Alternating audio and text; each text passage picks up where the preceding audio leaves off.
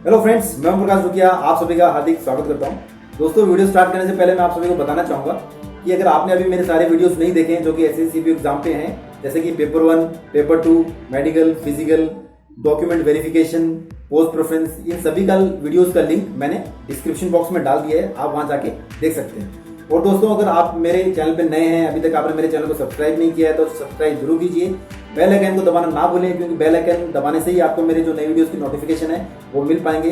और दोस्तों, वीडियो पसंद आए तो लाइक जरूर कीजिए। दोस्तों, कैंडिडेट्स की डिमांड के हिसाब से मैंने 3 वीडियोस एक साथ बनाए हैं, जिसमें से कि job profile and salary structure एक वीडियो है, उसके अलावा carrying angle and flat food, ये 3 वीडियोस हो गए। अगर आप जो भी वीडियो देख रहे हैं, इसके अलावा जो 2 वीडियोस हैं उसके लिंक मैंने डिस्क्रिप्शन बॉक्स में डाल दिए हैं, आप वहां जाके उसको देख सकते हैं। चलिए दोस्तों, स्टार्ट करते हैं एसआई दिल्ली पुलिस से। एसआई दिल्ली पुलिस का मेन काम रहता है लॉ एंड ऑर्डर मेंटेन करने का। ये एक्चुअली वैसे स्टेट पुलिस जैसे आपकी रहती है उसी तरह से होती है, बस इसमें डिफरेंस ये रहता है कि ये सेंट्रल गवर्नमेंट के अंडर में आती है, इसीलिए ऑल इंडिया कैंडिडेट जो रहते हैं इसमें पार्टिसिपेट करते हैं। वैसे आप देखेंगे अगर कोई भी स्टेट पुलिस रहती है तो उसमें उसी स्टेट के जो कैंडिडेट्स रहते हैं वही पार्टिसिपेट करते हैं। शिफ्ट्स में ड्यूटी रहती है, लेकिन बहुत सारे टाइम ऐसे रहता है कि भाई आपका शिफ्ट्स का कोई चक्कर नहीं रहता, उसमें आपको काम इतना हेक्टिक हो जाता है कि आपको कोई टाइम का कुछ नहीं रहता। आपको 24 घंटे भी रहना पड़ सकता है या उससे ज़्यादा भी रहना पड़ सकता है ड्यूटी के लिए। खासकर जैसे कि भाई इंडिपेंडेंस डे हो, आपका रिपब्लिक डे का दिन हो, या कोई फेस्टिवल हो, या कोई आपको कोई ऐसा सेंसिटिव केस आ गया हो जिसके को भी आपको सॉल्व करना है, तो उसमें कोई टाइमिंग्स नहीं रहती हैं। चलिए बढ़ते हैं एसआई बीएसएफ की तरफ। एसआई बीएसएफ का जो ड्यूटी रहती है वो इंडिया पाकिस्तान बॉर्डर पे रहती है मोस्ट प्रोबेबली, लेकिन इसमें बांग्लादेश बॉर्डर पे भी ड्यूटी लगती है। इनका मेन काम रहता है जो स्मगलिंग वगैरह होती है, तस्करी वगैरह जो रहती है उसको रोकना, इन्फिल्ट्रेशन नहीं होना चाहिए उसका भी वो ध्यान रखते हैं। इलीगल जो इमिग्रेंट रहते हैं, आते हैं कई बार दूसरे देश से अपने देश में आते हैं, वो इलीगली नहीं आने चाहिए, इस चीज़ का वो लोग ध्यान रखते हैं। दोस्तों, सब इंस्पेक्टर चाहे कोई भी फोर्स का हो बहुत ही इंपॉर्टेंट रोल प्ले करते हैं, क्योंकि ये एक ऑफिसर्स और नीचे में कांस्टेबल, हेड कांस्टेबल के बीच की कड़ी रहती है, जो कि बहुत ही इंपॉर्टेंट रहती है। चलिए दोस्तों, आगे बढ़ते हैं। एसआई सीआरपीएफ, इनकी ड्यूटी नॉर्मली छत्तीसगढ़, झारखंड, आंध्र प्रदेश, उड़ीसा, जहाँ पे बहुत ही ज़्यादा एंटी नक्सल एक्टिविटीज़ रहती है, जो कि मतलब नक्सल एक्टिविटीज़ रहती हैं, जिनको काउंटर करने के लिए इनकी ड्यूटी वहाँ पे लगाई जाती है। अगर कोई दंगे फसाद भी होते हैं तो सीआरपीएफ की ड्यूटी वहाँ पे लगती है। एसआई एसएसबी में आती है, इनकी duty normally Nepal, Bhutan border पर रहती है। इनका काम भी स्मगलिंग, इन्फिल्ट्रेशन, इलीगल इमिग्रेशन, इन सबको चेकिंग करने का रहता है कि वहाँ पे ऐसी कोई एक्टिविटीज़ तो नहीं हो रही हैं। एसआई आईटीबीपी चाइना बॉर्डर पे रहता है, जो कि लद्दाख से लेकर अरुणाचल प्रदेश तक इनकी ड्यूटी रहती है, कहीं पे भी इनकी ड्यूटी लग सकती है। Same smuggling, anti national activities, illegal immigration, ये सब जो भी बॉर्डर्स पे इस तरह की जो उल्टी सीधी हरकतें जो रहती हैं, जो स्मगलिंग हो गई, इन्फिल्ट्रेशन हो गया, तो ये जितने भी बॉर्डर्स पे लगती है इनकी अलग अलग ड्यूटीज़ हैं बस फोर्स के हिसाब से, लेकिन मेनली काम उनका वही रहता है। इसी तरह से मैंने आगे चल के दोस्तों सीआईएसएफ के अंदर में मैंने जॉब प्रोफाइल बताई है, जो भी जिसमें कि मैंने मतलब लोकेशन भी बताई है, प्लस अलग से मैंने ये भी बताया कि भाई क्या क्या तरह की ड्यूटी हो सकती है। तो उसमें कॉमन ड्यूटी ही रहती है नॉर्मली जो सीआईएसएफ में है, उसमें कुछ ही जगह ऐसा है कि जो पर्टिकुलरली सीआईएसएफ के लिए, बाकी उन अलग फोर्सेज में भी हो सकती है उस तरह की ड्यूटीज़, सिर्फ दिल्ली एसआई को छोड़ के। चलिए दोस्तों, आगे बढ़ते हैं। अभी आ जाते हैं अपन job profile of CISF. CISF में एयरपोर्ट पे ड्यूटी लगती है, मेट्रो पे भी ड्यूटी रहती है इसकी। बाद में आप देख सकते हैं पीएसयूज जो हैं, ओएनजीसी, एनटीपीसी, सेल, भेल, इनमें भी सीआईएसएफ की ड्यूटी लगती है। बहुत सारे पावर प्लांट्स हो गए, न्यूक्लियर इंस्टॉलेशंस हो गए, space establishments, sea ports, government buildings, heritage monuments, VIPs का भी इनमें वीआईपी में ड्यूटी लगने के लिए नॉर्मली आपको वीआईपी कोर्स करवाया जाता है पहले, उसके बाद ही आपकी वीआईपी के यहाँ पे ड्यूटी लगती है। एनडीआरएफ वगैरह में इनकी डेपुटेशंस वगैरह रहती हैं, अलग अलग तरह के एनडीआरएफ हैं, वहाँ पे इनकी ड्यूटीज़ वगैरह लगती है। वो मैं आपको बताऊंगा जब मेरा जो नेक्स्ट वीडियो आने वाला है, जिसमें मैंने अपने एक्सपीरियंसेस शेयर किए हैं, तो उसमें पूरा मैंने डिटेल में बताया है। तो दोस्तों, वो वीडियो देखना ना भूलें, वो जल्दी वीडियो आने वाला है। प्राइवेट कंपनीज में भी सीआईएसएफ की ड्यूटी लगती है, जैसे इन्फोसिस, रिलायंस, पतंजलि। दोस्तों, सीआईएसएफ ही एक ऐसी फोर्स है जो कि गवर्नमेंट को कमा के देती है, क्योंकि जो प्राइवेट कंपनीज रहती है जहाँ पे इनका डिप्लॉयमेंट रहता है, तो इनसे काफ़ी अच्छा मोटा पैसा आता है। और एयरपोर्ट्स पे भी कई बार जो कि इलीगल जो चीज़ें पकड़ी जाती हैं, तो फिर उनको क्या ऑक्शन वगैरह किया जाता है, तो उससे भी काफ़ी अच्छा पैसा आता है। तो कई बार आपने न्यूज़ में सुना होगा कि इतना पैसा सीआईएसएफ ने गवर्नमेंट को कमा के दिया। तो सिर्फ यही एक ऐसी पैरामिलिट्री फोर्सेस है जो कि गवर्नमेंट को कमा के देती है। और दोस्तों, इसमें जैसे मैंने आपको बताया कि एयरपोर्ट्स, मेट्रो वगैरह इन सब पे अलग अलग जगह पे रहती है इनकी पोस्टिंग्स वगैरह। तो देख भी लेते हैं कि इनकी जो ड्यूटीज़ वगैरह रहती है वो किस तरह से रहती है, वो देख लेते हैं अपन। आगे चलते हैं। अभी देखिए आप सबसे पहले अलग अलग तरह की ड्यूटीज़ रहती हैं उसमें, जैसे क्वार्टर मास्टर में आप इंचार्ज रह सकते हैं। क्वार्टर मास्टर मतलब क्वार्टर वगैरह के लिए नहीं है, ये एक ऐसी जगह रहती है जहाँ पे आपके एम्यूनिशंस या वेपन्स वगैरह रहते हैं पूरे यूनिट के, तो वहाँ पे बहुत ही सेंसिटिव ये ड्यूटी रहती है, वहाँ के आपको इंचार्ज बनाया जा सकता है। मैथ सेक्रेटरी, खाना वाने का जो भी प्रबंध वगैरह करना है, तो ये नॉर्मली जैसे कई जगह महीने में चेंज होता है, कई बार कई जगह इनको कंटिन्यू रखते हैं, ये सेक्रेटरी चेंज होते रहते हैं, तो वहाँ पर आपकी ड्यूटी लग सकती है। कंट्रोल रूम इंचार्ज आप हो सकते हैं।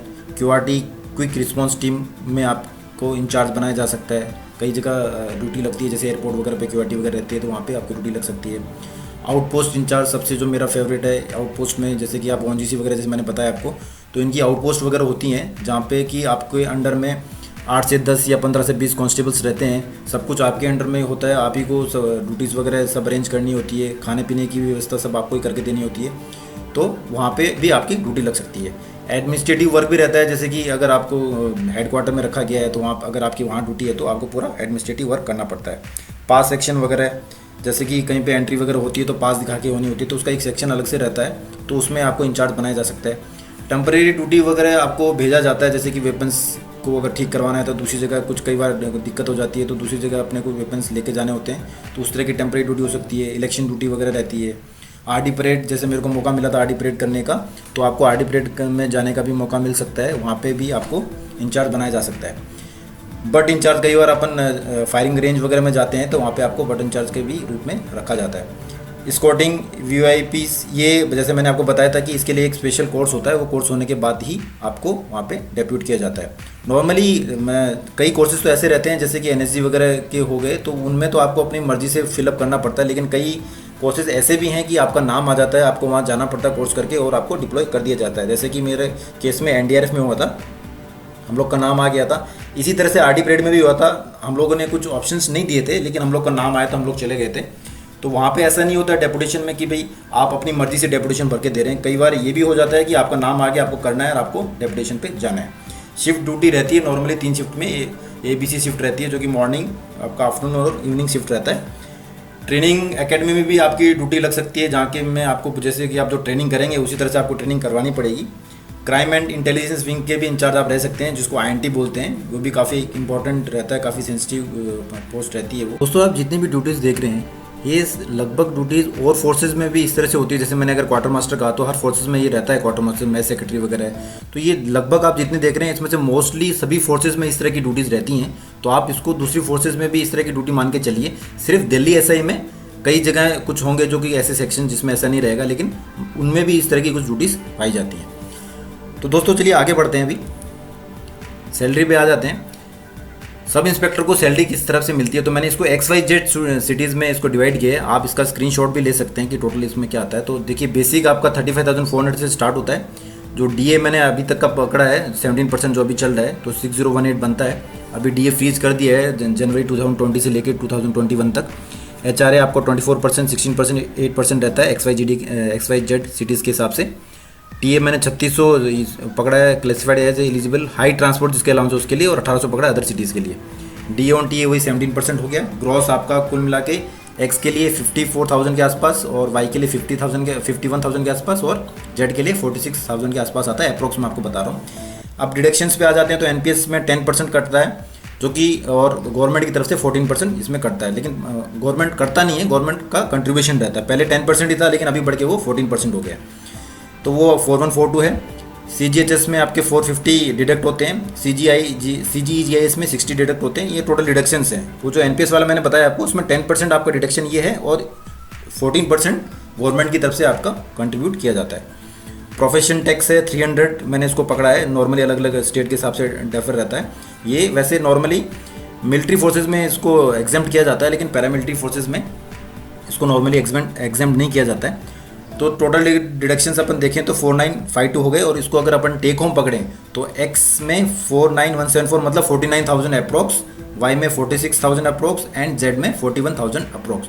इसके अलावा आपके जो वॉशिंग अलाउंसेस हो गए या रिस्क अलाउंसेस हो गए, हार्ड अलाउंसेस हो गए, वो मतलब रिस्क अलाउंस, हार्ड अलाउंस वगैरह वो अलग अलग जगह अलग अलग रहता है। जैसे असम वगैरह हो गए वो अलग, छत्तीसगढ़ में हो गया, तो नॉर्मली 15 से लेके 30% तक रहता है ये। तो वो जो मनी रहती है वो आपको एक्स्ट्रा, तो नॉर्मली अपने को वीकली ऑफ मिलता है। अगर वीकली ऑफ नहीं मिलता है तो उसकी जगह में अपने को उसका पेमेंट मिलता है, लेकिन वह maximum 30 days in a year मिलता है।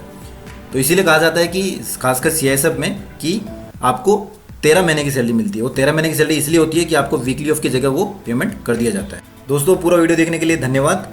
अगर आप मेरे चैनल पर नए हैं और आपने मेरे वीडियोस सारे नहीं देखे हैं तो मैंने डिस्क्रिप्शन बॉक्स में सारे वीडियोस का लिंक डाल दिया है, आप वहां जाके देख सकते हैं। मेरे नए वीडियोस भी जल्दी आने वाले हैं, तो दोस्तों मेरे चैनल को सब्सक्राइब कीजिए और बेल आइकन को दबाना ना भूलें ताकि आपको मेरे नए वीडियोज़ के अपडेट्स मिलते रहें। और दोस्तों आप कमेंट ज़रूर कीजिए, आपको अगर कुछ भी डाउट हो तो मुझसे पूछिए, मैं आपके सारे डाउट क्लियर करूँगा। तो दोस्तों फिलहाल के लिए जय हिंद।